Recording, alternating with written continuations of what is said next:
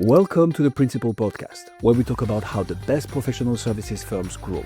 Whether you're looking to scale your firm or learn from the stories of founders and leaders who've done it, you're in the right place. Join us as we interview the best leaders in professional services. Let's get on with the show. Hey, today, everybody, we're on with Kendra Prospero, who's got a very interesting business model. She's a founder and CEO of Turning the Corner HR. And what I wanted to find out from you, I love that name, how you came up with that more importantly, but tell me, how did you get involved in doing this business on the fractional side as your primary focus? Well, I grew up in a small business environment. So my dad was an entrepreneur, and I grew up kind of watching him maybe struggle a little bit with just resources, especially around his people. And I was always somebody who was just really curious about the work people did and why. Mm-hmm. And so watching him kind of struggle was interesting to me. And I ended up pursuing a degree in computer information systems and then working for Okay. Hewlett Packard and IBM. So big blue, big corporate America for about 14 Oh my years, goodness. where I experienced HR from the other side. And so in 2011, I got a little bit of a bee in my bonnet about trying to figure out how to solve that and help small businesses like the one my Okay. dad ran with resources as good as what I saw and experienced at IBM. And so I came up with this model back before fractional was really a thing, started Really? adding to my team and creating really that full corporate sized HR team that provides recruiting as well as HR strategy, more of the blocking and tackling HR, and then also learning and development and training. And so we bring that fractionally now to small businesses all across the country. Well, it seems like you have a passion for it. That is for sure. I like the Oh, way yes. your energy got in your voice and your face lit up. So you saw it in your dad, and you worked at IBM. You're right, blue suit, white shirt, blue tie. I'm very familiar with IBM. I worked at Xerox, so we have a similar corporate background. In the same time, excellent corporations that do a good job, but like you said, on a very, very large scale. So you took some components from that, and what specific problem are you helping you think your clients solve? And for you, it seems like it really matters to you to solve that. So tell me more behind that. Well, I think a lot of leaders don't really see HR as a competitive advantage or even as a strategic initiative. But in reality, HR solves what we kind of call the quiet bleed that Okay. happens in small businesses. It comes from maybe having the wrong hire, somebody that you brought in or went through an interview process and then within 3 months, 6 months, a year, knew they were not the right fit, but then you feel almost stuck with this employee. Right. Or you might have the accidental manager, someone that you thought was really good at what they did, and then you promoted them into management with the intention of helping them be, hoping that they will then manage that team to have success. Or possibly you just have the HR department that's more like the fire department, reactive and really there to fire people. And those are all things that cost a lot of money and ultimately drain the bottom line. We see HR as a strategic advantage. Why have a bad hire? Why not have a process around promoting and bringing a management team in? Why not Right. have an HR department that's really going to help you think into the future? What are your employees going to need to be successful? Good HR gets ahead of all those curves and helps you figure in those trends and helps get all the right infrastructure in place so that the organization can truly scale with people that you actually like working with. Your answer is outstanding. I mean, I love the way you express with clarity all the points. And I think the one thing I've always known and aware of, the highest cost of business is hiring and firing of employees. There's nothing that hits your bottom line like the wrong hire, making a decision too prematurely, and then not having the support system to make sure that they make it. If you worked at IBM, as you know, the cost of an employee usually doesn't get recovered for 12 to 24 months. So if you have someone to come on board and you train them, you develop them, benefits, et cetera, all those components come into play. You want to make sure you hire the right person. Otherwise, you're just throwing money and it's not going to be a return financially or profit. So Yeah. that's really that's an essential part to what you're doing is trying to get ahead of that. Sounds like you guys are thinking, hey, this is going to occur if we don't do some of these things. And I imagine you have a track record. So when you guys have performance models that show that you have done that effectively, that's a great proof source for new clients to try and bring them in. So when you think about who's your ideal client, give me a company snapshot of who you like to go after for customers that'll work well with your model? Well, generally, we are working with businesses that are usually less than 200 employees, that Okay. are usually bigger than maybe 20 to 30 employees. And the reason I use employee count instead of revenue count is that it usually starts to get kind of complicated for leaders when they start building out their middle management team, or that Mm-hmm. team that's going to be basically managing now more of maybe the frontline staff. That team is the team that needs to be trained. They need to be equipped. They need to align with what the leader really expects in such a way that all those behaviors can really be modeled. And so we really focus in on those businesses that are starting to build that middle management layer and ensure that, again, they're not bringing in the wrong hire. They're not having the accidental manager. They're not having the fire department being, what HR I is. love that. I love that. I love the accidental manager. That's classic. Um, when I do work with clients on other entities that I've involved in, I always say you never want to promote necessarily your best salesperson to be a sales manager, because Yes. what's going to happen is they think they can replicate themselves. Oh my gosh, I did it this way. Why can't they do it that way? Well, it doesn't work that way. No. Um, Matter of fact, and sales so is a classic example of where it fails. more often than not, and I Mhm. trust me, I live in that world all the time. So when you think about what you guys do to get your name out there, to get your brand out there, um, what methods are you currently using? And I'm going to give you a couple choices here. Do you use mostly referral from satisfied clients and use that to springboard into new opportunities? Do you market online and using social media, whether it be LinkedIn, other methods of doing that? Or do you have a database of clients you will go after with communication like email? Give me how you get best way in front of your clients. We do all of the above and more, Okay. actually. Okay. So, Tell me what else you do.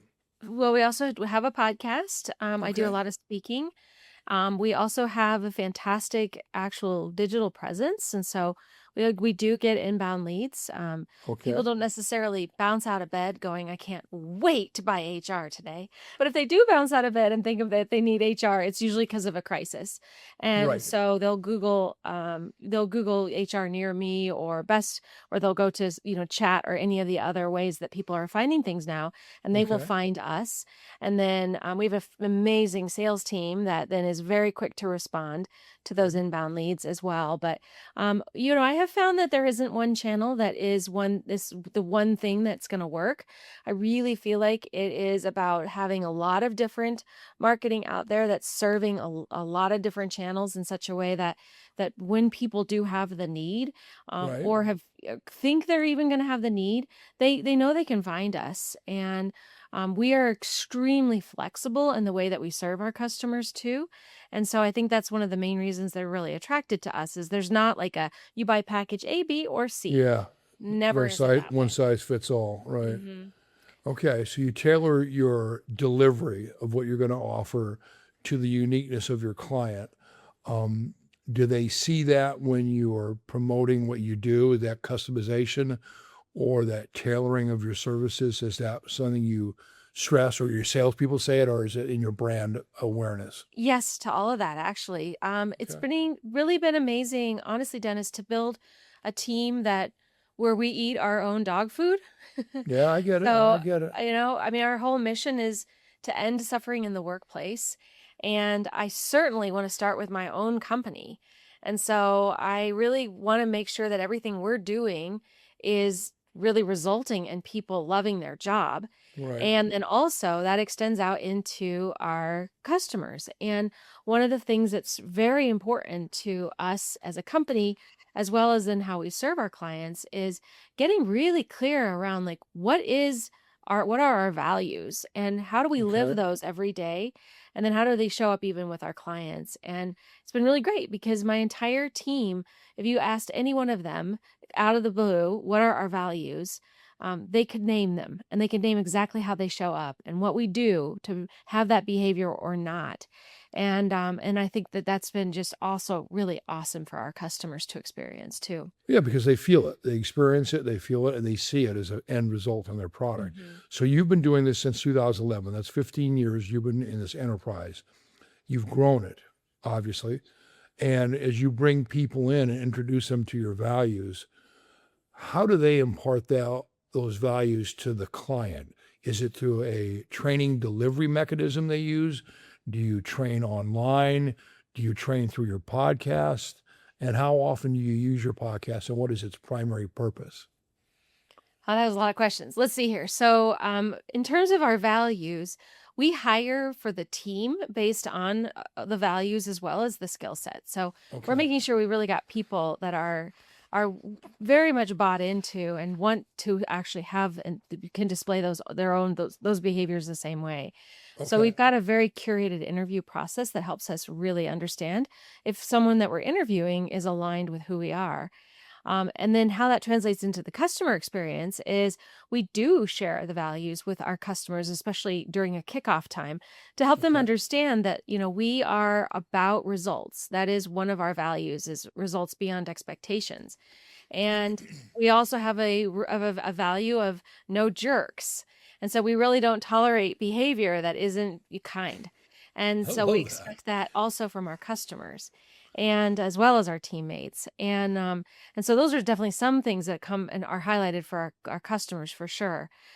In terms of then how we kind of train our customers, we do everything, one off. Everything is for the individual customer. So Okay. while we may do a session over Zoom, we may also be in person with them.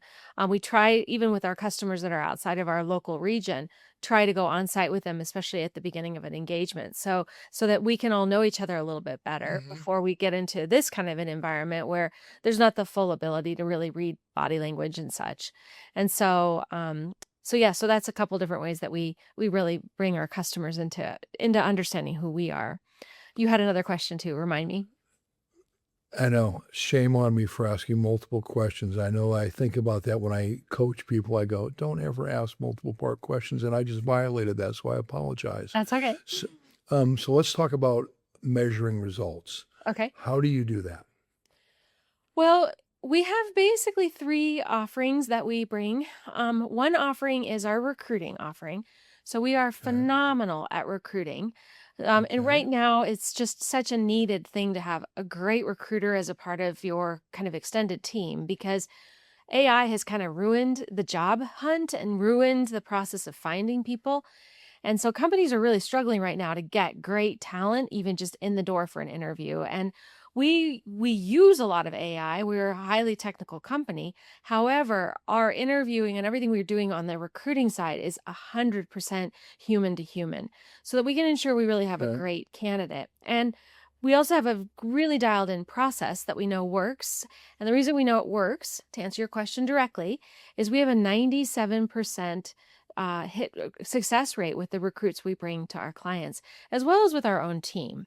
And so 97% of the people we've hired have stuck around.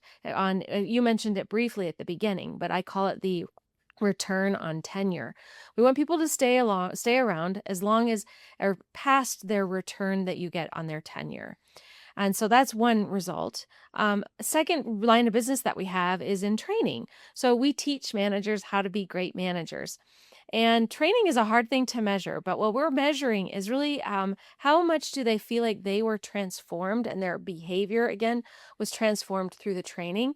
And when we go back and survey managers that we've trained over the years, many of them will recall things we taught them years before. And to me, that means it was integrated into their day to I day. agree. And also, they'll mention they still have the book we created. They still reference things. They still think back on some of the things they learned. And most importantly, many of them report that they are a more confident manager, which is like a mission maker for me, right? There you go. I Makes you get feel angst warm and suffering in the fuzzy. workplace There and you go. I people love know how to that. manage. You Yeah. got some of the greatest phrases I've heard in a long time. I love the phrases you have, and it's easy to remember them and live by them, and that's great. I'm going to go back because I'm an inquisitive in certain aspects. How do you measure the return on tenure? What's the time frame? It's different per job, honestly. So, you might one of our clients is a coffee shop. To expect someone to be a barista for 4, 5, 6 years is just not realistic, right? We Mm-mm. all intuitively know that. But 18 months, 2 years, That's realistic. Okay. And so that's what we're shooting for is a return on tenure. We definitely want to see that that retention rates and turnover itself is way, way, way higher. I mean, retention is higher than what an industry standard is. I'm always wanting to beat any kind of an industry standard. So, industry standard on a barista, for example, is 6 months. Well, I want it to be 18 months, right? I want to more than double the success rate on that. A salesperson in a professional services organization, a return on tenure should be 5, 6, 7 years, right? You want a salesperson to stick around a long time, ideally, because once you get them onboarded and they're successful, they're hugely impactful to a business and you don't want to lose them. If you're turning salespeople over, though, every 12 to 18 months, something is wrong, probably with your interviewing process as well as your onboarding process. And so we want to beat those results and get get those people to stick around longer. So really every one of those roles is a little bit different in terms of how you get to the return on tenure. But that's really one of the places we start is like, what's realistic here for this type Right. of role, the types of people that are going to be attracted to this type of role, and then how can we beat the odds on that? It's wonderful. And again, the sales position would be based on if it's a salary plus commission, 100% commission. All those are going to be variables on that tenure component Sure. because that's going to make a big difference in what they do. So you guys analyze each of those individually and each of the different job functions, which I think is brilliant. I like that idea because if you don't understand that, you could be just throwing bodies at a place. And the worst thing to do is take, for example, in sales, a territory that's open, fill it because you're afraid no one's calling on the customer with the wrong person. They're going to damage your brand and your reputation versus take your time, go to you Absolutely. guys and get the right hire. Selling cycle. When you look at what you do to get a client to utilize your services, what's the time frame from contact? Maybe your salespeople got in a lead and they made a contact to completion when they say, "Hey, we want to go ahead and use your services." What's that now normal cycle like? So our sales cycle, so one of the things that comes from being, a systems thinker, software engineer in my past is that I am very much about making sure we have the right systems in place and we're measuring things in such a way that we know we're getting the results. And Okay. so we have a sales cycle that is about 26 to 34 days is how long our sales cycle is. And the reason I know that is because we have an incredible pipeline and a incredible sales process that we follow really, really deeply to the point where like I can predict revenue down to about a $10,000 swing every quarter. So I can Wow. say, based on what I've got in my pipeline, I'm predicting that we're going to bring in about this much money. And Hmm. then from a forecasting perspective, then I'm able to say, okay, are we going to have a good quarter or not within that $10,000 range? And this system has worked year over year over year. So I can look backwards and forwards and see the results, which tells me it's a system that works. And so Software engineer. No wonder you have all these numbers down to a science. I love it. Mhm. Yeah. So, Yeah, and so, yes, our sales cycle is, on average about 30 days, so basically. roughly 30 days. Yeah. When you Mhm. add plus or minus the 4-day factor. Mhm. Okay. How do you keep your clients in terms of retention to keep coming back? Do they sign a contract? Is it a 6 month, a year, or is it an SOW and it's a period of time? Tell me how you do your contracts. Yeah, so we, yeah, again, very dialed in process around all of that. Again, the IBM background in me having contracts beat into me, right? Um, so yeah, we have everyone sign a statement of work. Our Okay. contracts range from being a project that maybe we help a client with, just a one and done kind of thing, to, Okay. we've got some customers that have been with us for 10 plus years. And so, and generally our clients are on more of a, like a retained fee Okay. where it's a monthly fee that we Okay. then either have projects that we're completing with that monthly fee or a bucket of hours that we're offering as a part of the Okay. monthly fee. So that's generally how most of our clients work. But, we have about a 60% retention rate on our clients. Our growth is then the organic kind of additional 40% year over year. So it's pretty good. It's very interesting for you to actually say 60 and 40 versus 58 and 42. So I love the fact that you're an engineer. And normally I'd get those exacting numbers. So I'm glad you rounded them up for me. I appreciate that. Um, when you have a customer and you're trying to grow your business, you look at your snapshot and you know your selling cycle. You can forecast your revenue. You've got all this pretty well dialed in, it seems like. Obviously, you really thought it through as good as anybody I've talked to in a long time. Um, how do you look at what is your issues for growth? What challenges do you have that hinder your ability to grow? I think one of the most eye-opening parts of being an entrepreneur has been that I've felt like where my business starts to be weak is where I am weak. Hmm. And so when I started the business, I was probably weaker on the accounting and finance side. Okay. So I had to really go hone in on that and get really understand the finance and accounting side, inside and out, which now I do, and we don't have those issues. Same within like I maybe on the marketing side. Mhm. If I'm weak in marketing, then the business is going to be weak in marketing. Sales, if I'm weak in sales, then sales is going to be Okay. weak. And so every one of these functions have been like one, year over year, something I've continued to have to really hone in on is say, okay, what's missing now? What do I need to go learn? What do we need to go learn as a team? And so right now, I would say our biggest challenge is just keeping up with marketing. You mentioned at the beginning of the interview, what am I doing? And, I Mhm. answered everything because I do think right now everything is necessary. And so, can I say that I have the nut cracked? No, I don't have the nut cracked. Okay. All but right. we definitely have a lot of activity and a lot of things that are leading to those results. I know the things that tend to work more and better than others, which we'd of course double down on those things. But even with AI now, it's the landscape is changing daily in Oh, I terms of what know. works and doesn't work in And what you marketing. thought worked a month ago and doesn't work as much today. Oh, there's a new way to do it. And you go, oh my Hmm. gosh, okay, let's do something well versus try and do too many things. Yeah. Um, and I can see you have a task oriented vision. When you look at opportunity for HR, consulting, recruiting, leadership, where do you see this going in the next 2 or 3 years? Well, it's very self-serving for me to say this, but I do think it's based in reality, which is I think HR is going to become the most important job in the business. And the reason for that is that again with AI, um, AI is affecting people deeply, and HR touches people in every single part in every department. And Correct. so HR needs to get good HR will get ahead of the curve and be able to say, okay, here's what we need to be doing for our people. We need more learning development plans. We need to be thinking differently about the roles people are playing. How do we adjust those roles?